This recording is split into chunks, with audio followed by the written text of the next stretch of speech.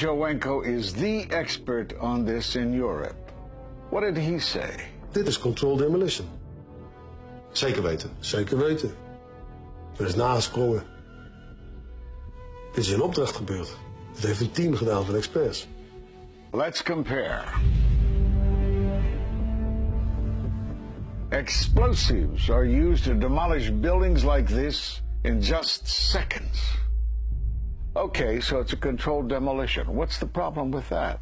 Well, it happened on the afternoon of 9/11 at the World Trade Center.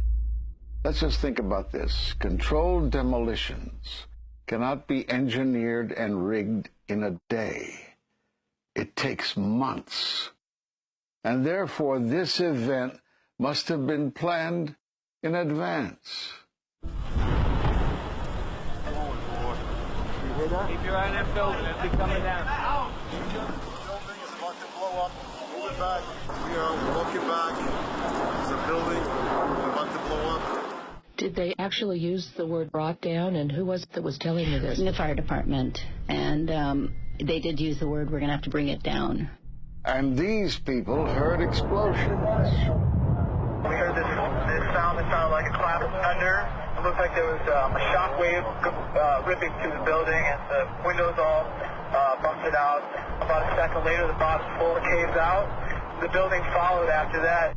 He takes his hand off, and you hear 3, 2, 1, and it was boom, boom, boom, boom, boom. And these reporters recognized it as a controlled demolition.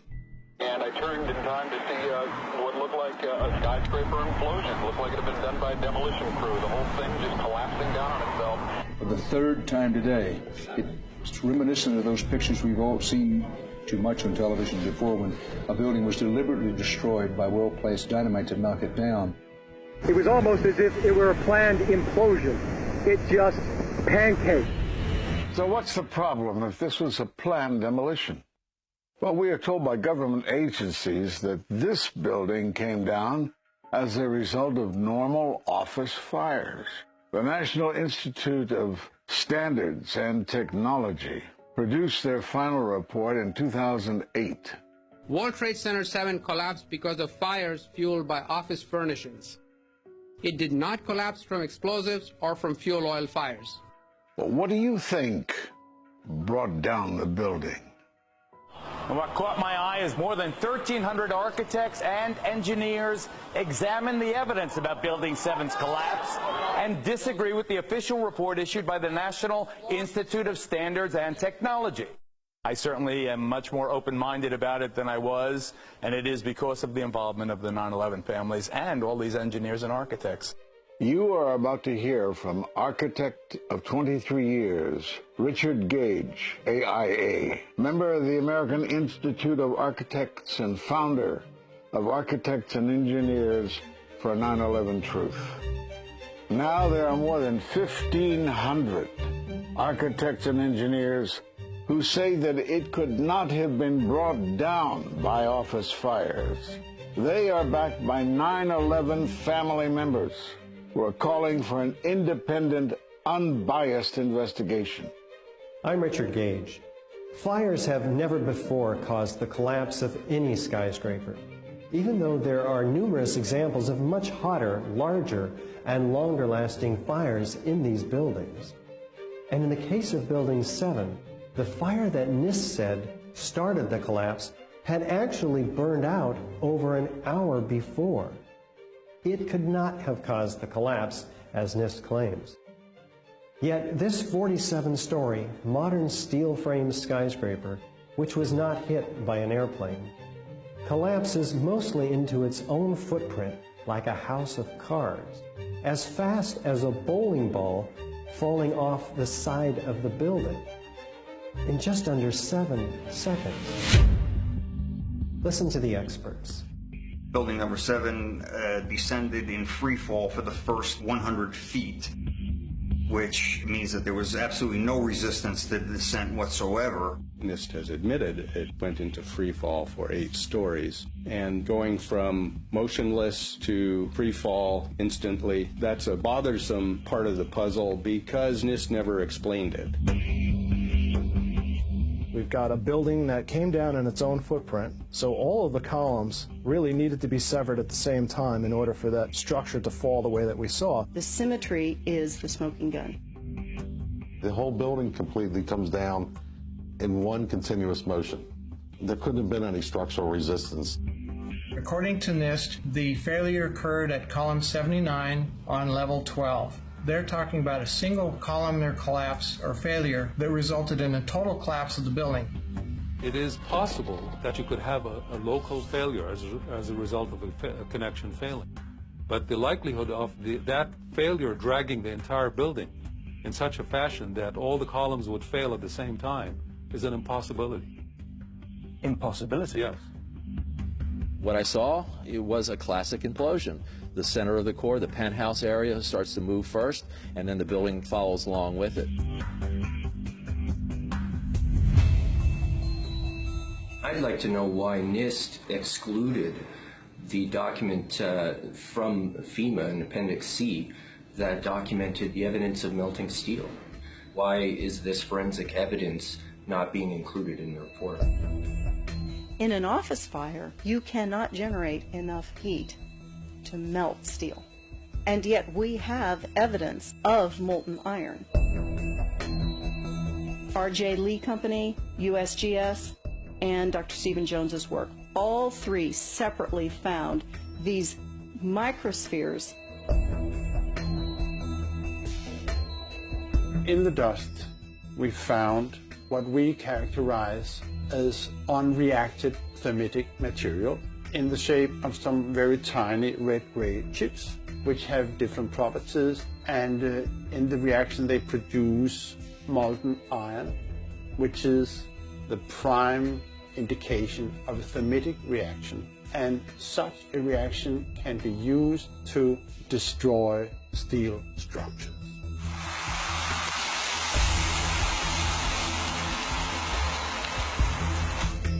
What we have found is a modern version of thermite, which we call nanothermite.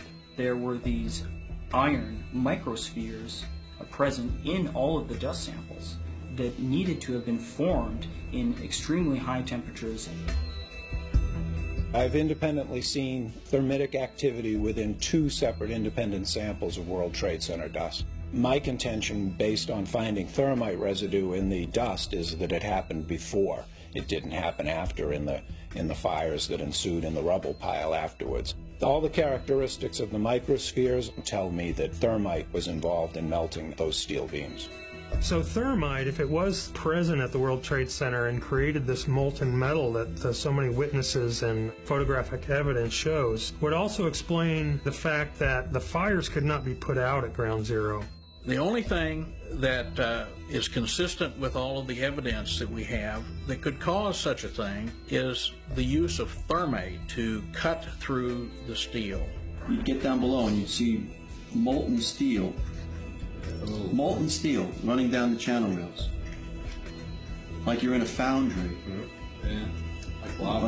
Like lava. On a volcano. Well, the manual gets into thermite, and if it says if you have melted steel or concrete, which we had on 9/11, we should test for it. This fused element of steel, molten steel and concrete and all of these things all fused by the heat into one single element. We're asking for an investigation that follows national standards. There's no excuse to not test for this. If terrorists use explosives in '93, why didn't we test for them? If all these witnesses heard explosions, why aren't we testing for them? NIST concedes that they found no evidence for explosives. So then we asked them, well, did you look? And they said, no, we did not look for explosives or residues of explosives. So the preconceived notion of NIST is that there's no evidence for explosives, and so there's no point in looking. That is the most unscientific thing that you can possibly think of, not to look because you don't expect to find evidence, and in fact the evidence is overwhelming. They state these conclusions for which there's virtually no evidence, and then they ignore conclusions that can be drawn from the evidence. The Freedom of Information Act request to NIST was denied with the claim that releasing this data might jeopardize public safety. How could it possibly jeopardize public safety? The destruction of evidence was a criminal act in itself. It was already being carted away and destroyed when the FEMA investigators got there about a month after September 11th. You can't do science when you are deprived of the evidence and when your hypothesis is the least valid instead of the most likely. When the most likely hypothesis in the case of Building 7 wasn't even mentioned. This is not science. The scientific forensic evidence, ignored by NIST, but carefully reviewed by teams of technical professionals, corroborates the hypothesis of explosive controlled demolition. We traveled to 21 foreign countries and 32 American cities, bringing this evidence to the attention of the public. And we're backed by 9/11 family members and other concerned citizens who are calling for an independent, unbiased investigation. I'm a family member trying to find out the answers to the murder of 3,000 plus people. The bottom line is that it needs to be investigated properly. Please look at architects and engineers. People all around the world, scientists all around the world are questioning this. And there's some deep, deep explaining to do. It took some kind of consciousness raising on my part before I was willing to look at the possibilities. And really, you need to go where the evidence leads. As an engineer, I have 3 degrees in engineering. I signed that petition for architects and engineers for 9/11 Truth some time ago because the American people absolutely need the truth of 9/11. Look at the evidence. In fact, I'll say this very categorically. Any reasonable person who looks at the evidence that's been brought forward has got to come away with the feeling that something has to be done, a real investigation has to be put forward. We will never heal. This country will never, ever, ever forget that day. We have to demand a new investigation. I want justice here. The country owns this. We were all victims. You all should want answers. It's not just ours, not just mine. We all lost something that day. It's distressing for everyone to come to terms with this evidence, but we must pursue the truth wherever it leads. Look at the evidence and decide for yourself.